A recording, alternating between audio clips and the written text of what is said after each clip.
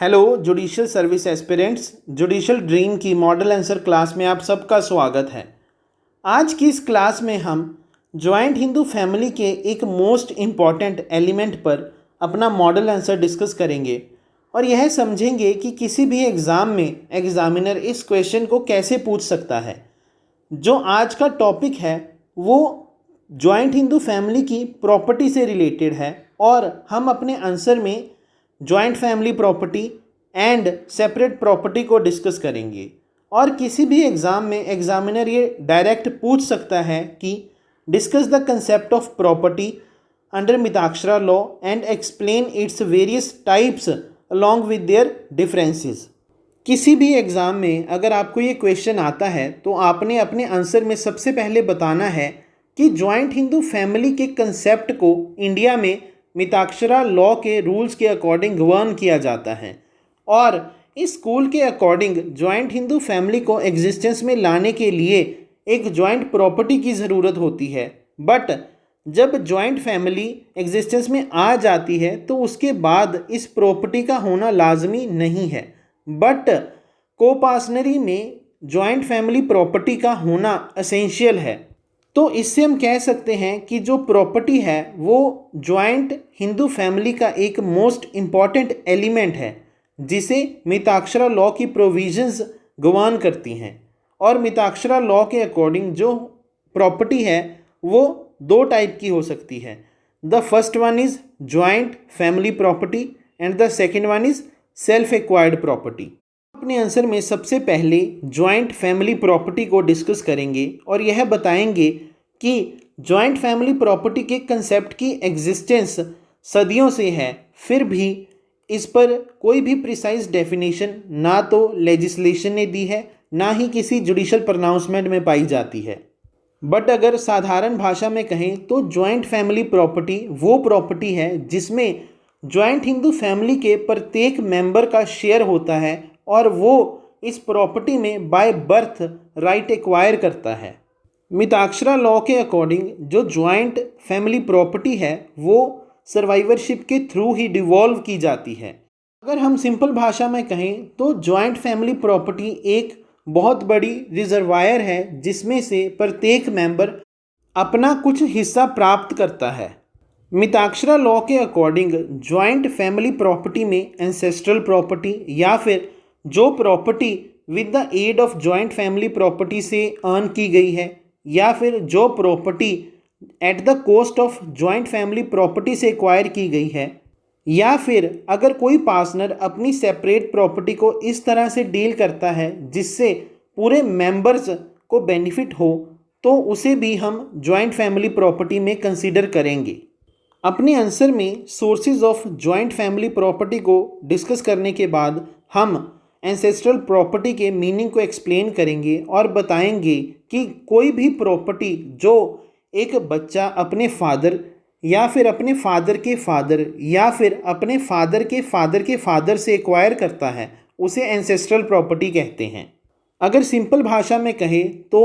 जब कोई बेटा अपने फादर से या फिर अपने ग्रैंडफादर से या फिर अपने ग्रेट ग्रैंडफादर से प्रॉपर्टी एक्वायर करता है तो उसे एंसेस्ट्रल प्रॉपर्टी कहते हैं। मिताक्षरा लॉ के अकॉर्डिंग जो प्रॉपर्टी पिछली 3 पीढ़ियों से एक्वायर की जाती है वो ही सिर्फ एंसेस्ट्रल प्रॉपर्टी होती है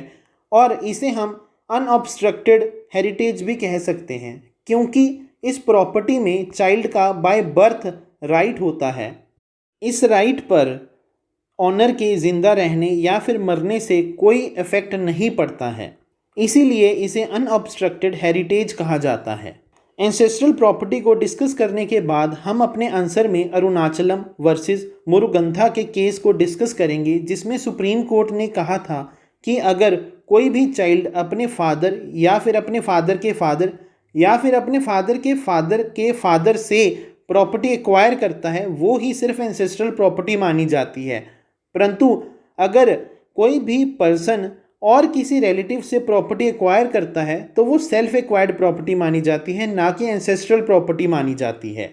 इस केस को डिस्कस करने के बाद हम अपने आंसर में बताएंगे कि अगर कोई भी को पार्टनर या फिर जॉइंट हिंदू फैमिली का मेंबर कोई भी प्रॉपर्टी एक्वायर करता है with the assistance of joint Hindu property या फिर with the aid of joint Hindu property, तो उस केस में जो न्यूली एक्वायर्ड प्रॉपर्टी है वो भी जॉइंट फैमिली प्रॉपर्टी ही कंसीडर की जाएगी। इसे डॉक्ट्रिन ऑफ एक्रीशन भी कहते हैं। इस डॉक्ट्रिन को एक्सप्लेन करने के बाद हम अपने आंसर में कुमारास्वामी वर्सेस सुभा के केस को डिस्कस करेंगे, जिसमें ऑनरेबल कोर्ट ने ये हेल्ड किया था कि अगर कोई भी को पार्टनर फैमिली फंड की एड से प्रॉपर्टी एक्वायर करता है तो उस न्यूली एक्वायर्ड प्रॉपर्टी को जॉइंट फैमिली प्रॉपर्टी ही कंसीडर किया जाएगा। इस केस को डिस्कस करने के बाद हम अपने आंसर में बताएंगे कि अगर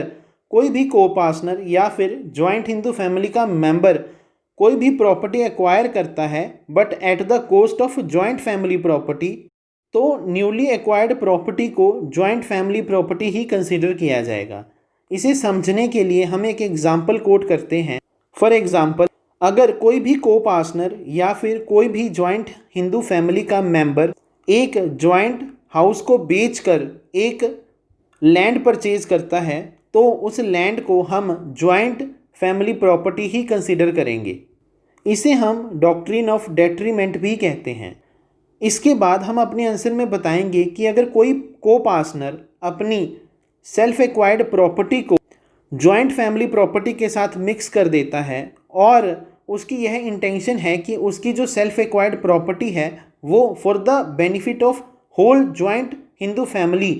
के लिए यूज़ की जाए, तो उस केस में हम उस मिक्स की गई हुई सेल्फ एक्वायर्ड प्रॉपर्टी को जॉइंट फैमिली प्रॉपर्टी ही कंसिडर करेंगे। इसे हम डॉक्ट्रिन ऑफ ब्लेंडिंग भी कहते हैं। इस तरह हमने अपने आंसर में जॉइंट फैमिली प्रॉपर्टी को डिस्कस करना है और जब हम जॉइंट फैमिली प्रॉपर्टी को डिस्कस कर लेंगे तो उसके बाद हम अपने आंसर में सेल्फ एक्वायर्ड प्रॉपर्टी को एक्सप्लेन करेंगे। हम अपने आंसर में बताएंगे कि अगर कोई भी को पार्टनर या फिर जॉइंट हिंदू फैमिली का member without the aid of joint family property and without the existence of joint family property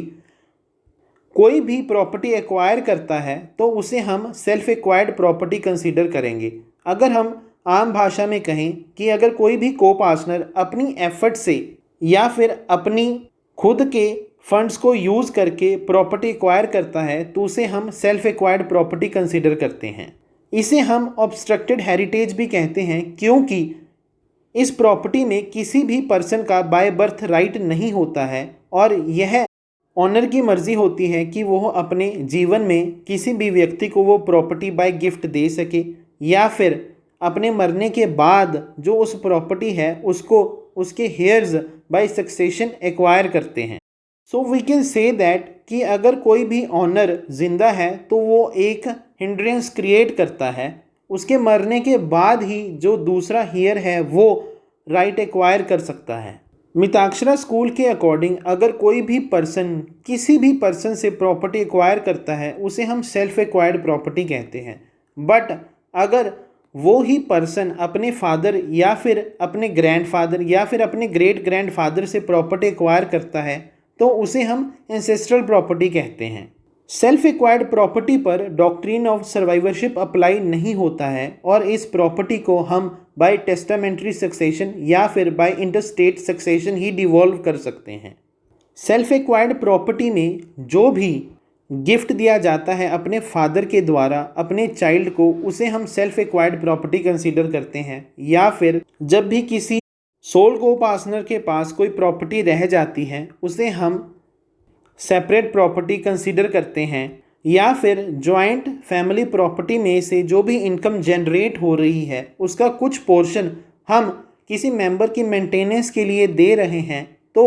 जो दूसरा व्यक्ति उस इनकम को एक्वायर कर रहा है तो वो उसकी सेपरेट प्रॉपर्टी कंसीडर की जाएगी।